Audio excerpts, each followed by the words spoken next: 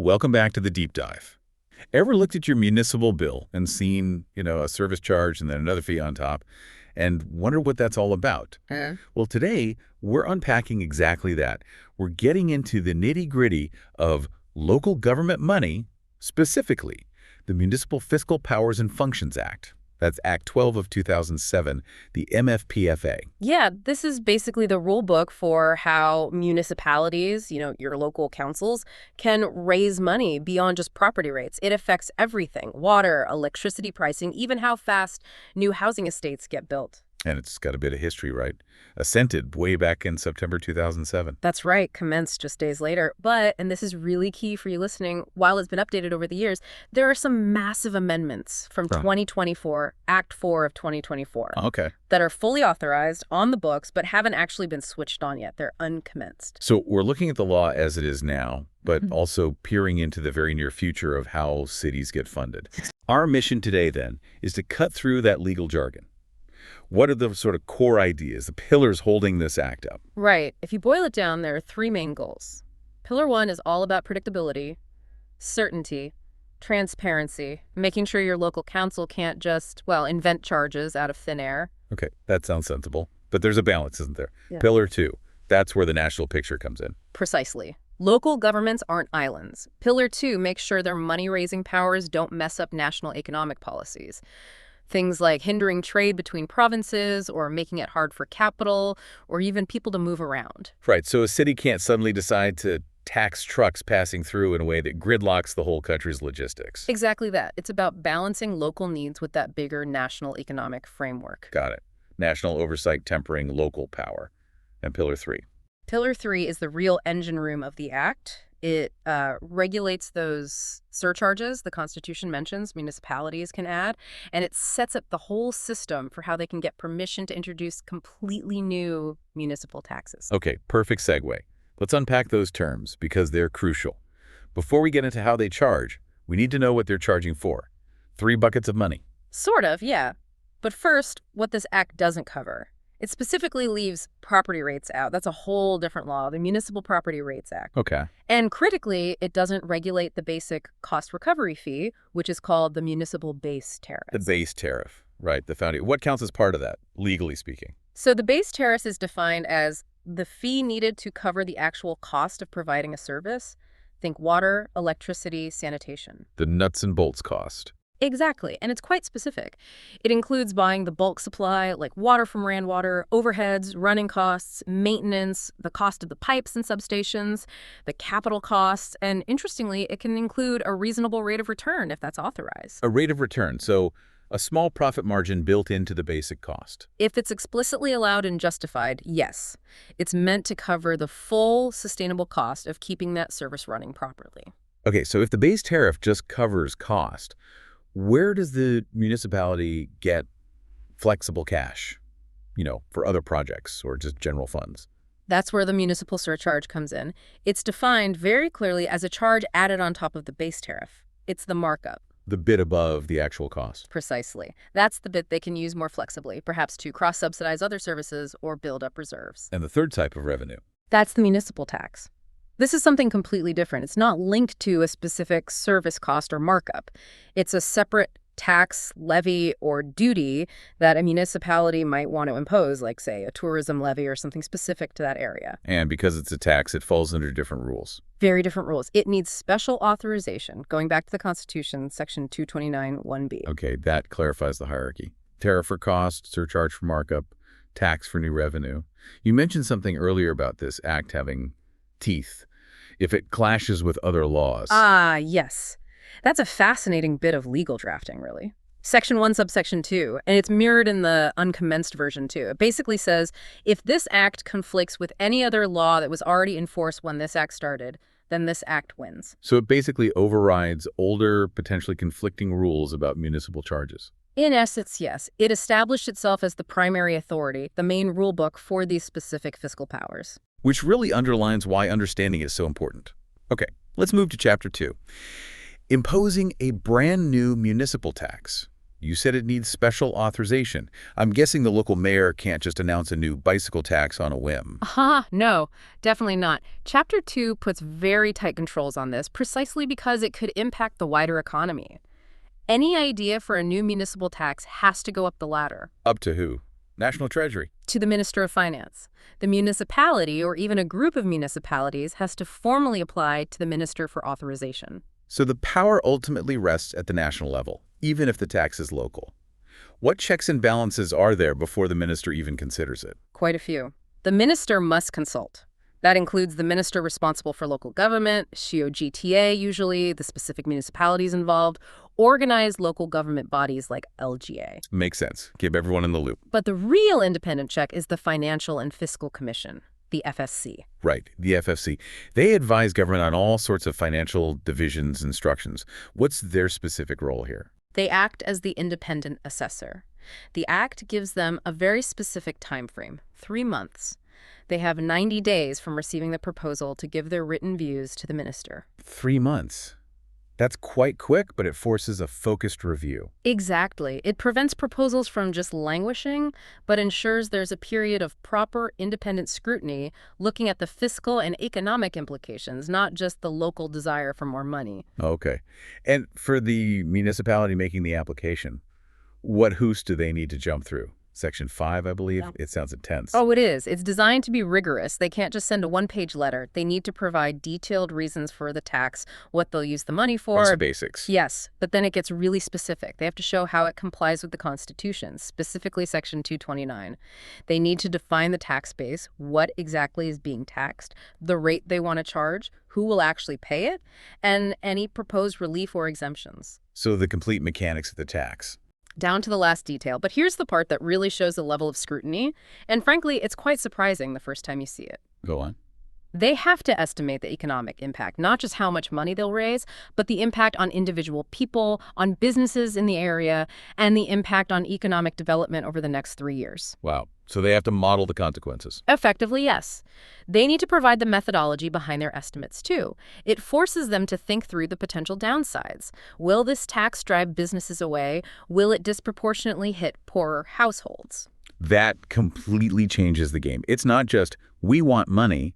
It's, here's how we'll get money, and here's proof it won't break our local economy.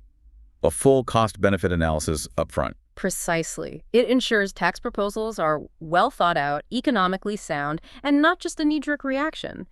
It demands a level of economic analysis that, frankly, many municipalities might struggle to produce without external help. Okay, shifting gears to segment 3.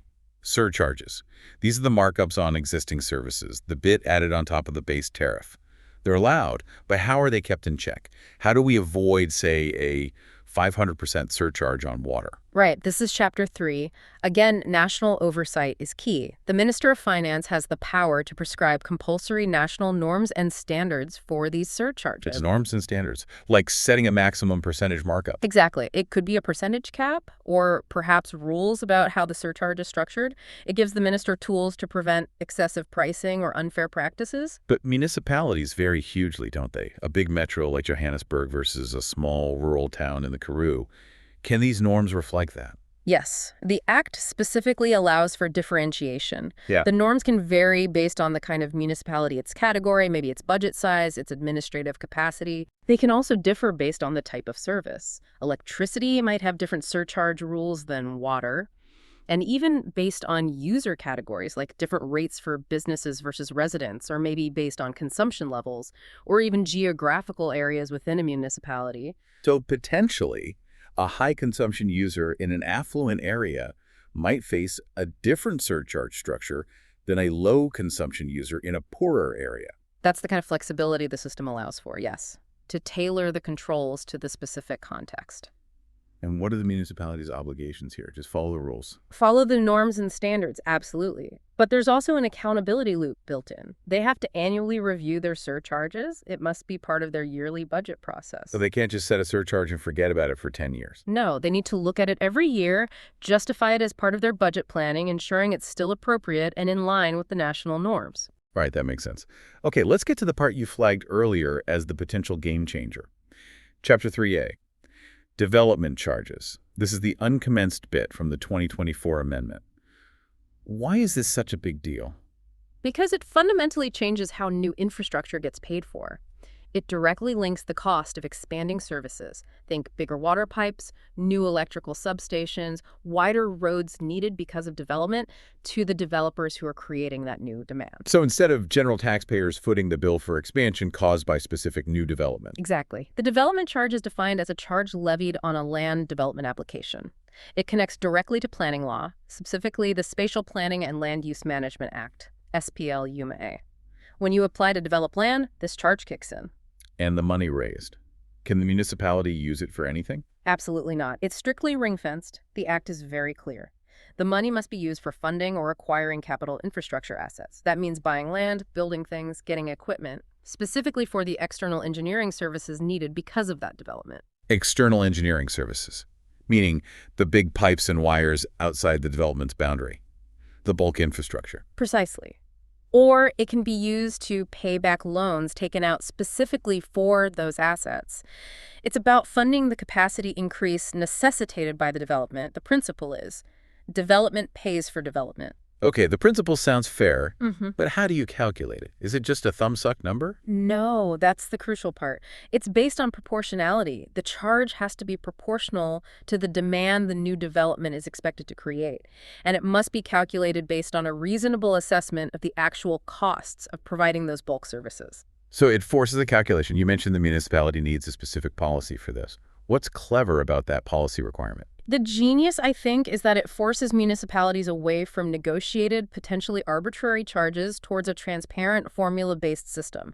The policy must lay out the methodology. A formula. Yes. It hinges on two key concepts they have to define and publish. First, the unit cost. What does 1 unit of additional capacity actually cost? Per meter of bulk sewer pipe, per kiloliter of water treatment capacity, per kVA of electricity network capacity, including land, design, construction, everything. And this unit cost has to be updated annually. Okay, the cost per unit of infrastructure. What's the second part? The unit impact. The policy must establish standard impact units for different types of land use. How much water demand does a standard house create? How much traffic does a shopping center generate compared to an office block? I see. So you take the unit impact of the new development, subtract the unit impact of whatever was there before. Exactly, the net impact. And you multiply that net impact by the unit cost for that specific service. That's the formula. Unit cost times net unit impact equals the development charge for that service. Clean, calculable, and auditable. And this only applies within defined areas. Yes, within engineering service zones. These are areas served by a distinct network of infrastructure. So a development in Zone A pays for upgrades needed for Zone A's network. It links the payment directly to the benefit. It sounds incredibly logical, but also potentially complex to set up initially. Oh, definitely. Defining those unit costs and unit impacts accurately requires serious engineering and financial input. Now, what about the developer side? Usually, they pay this charge before they start building. Typically, yes. Payment is usually a condition before they can actually develop or use the land, but Chapter 3A also builds in protections for the developer. Like what? What if the developer offers to build some of the required bulk infrastructure themselves? That's covered by the offset mechanism in Section 9G. An applicant can agree with the municipality to install required bulk services instead of paying the full charge. Now, if the municipality requires them to build that infrastructure bigger than needed just for their own development, say, to accommodate future growth in the area, and the cost of that extra capacity exceeds what their development charge would have been, then the municipality owes the developer the difference. Yes. The municipality has to reimburse or offset that excess cost. And critically, they have to do it within 3 years of the service being completed and handed over. That prevents municipalities from forcing developers to fund long-term future infrastructure indefinitely. It puts a time limit on the payback. Correct. But there's an even stronger protection for the developer. What if the municipality takes the development charge money, but then fails to deliver the promised infrastructure?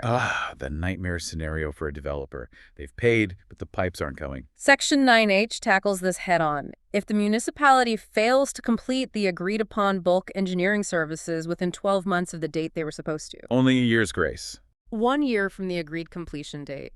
If they miss that deadline, they must reimburse the relevant portion of the development charge back to the applicant. Just the charge? No, the charge plus interest, calculated at the rate specified in the Public Finance Management Act, which is usually linked to the repo rate. Wow, that's significant.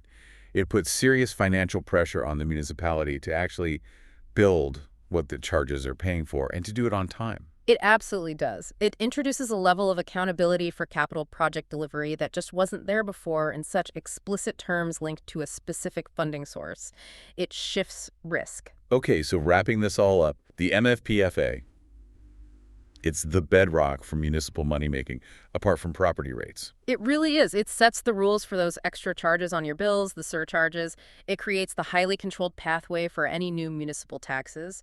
And it ensures all of this happens under the watchful eye of national government, particularly the Minister of Finance and the independent FFC. Balancing local needs with national economic stability. Exactly. And then there's the future, Chapter 3A, waiting in the wings. The development charges, which promises to tie infrastructure funding directly to the impact of development using that formula, unit cost times unit impact. A potentially revolutionary shift towards user pays for bulk infrastructure expansion, hardwiring finance into spatial planning via SPLUMA. It really does sound transformative. Which brings us to our final thought for you, the listener. Consider this. When this detailed, formula-driven system for development charges, Chapter 3A, is finally switched on, how will it really change things on the ground? Will calculating unit costs and impacts streamline development, making costs clearer? Or will the complexity create delays and increase upfront costs? And thinking about that proportionality principle, in a system where the cost of new infrastructure is precisely calculated and assigned to the development causing it, who ultimately benefits? Does it level the playing field, or could it perhaps create higher barriers to entry, favoring larger developers who can more easily absorb these calculated costs? A complex question linking local planning decisions directly to the flow of capital and the shape of our cities. Something to mull over. Definitely food for thought. Thanks for guiding us through that complex landscape. My pleasure. Until next time. We'll see you soon on The Deep Dive.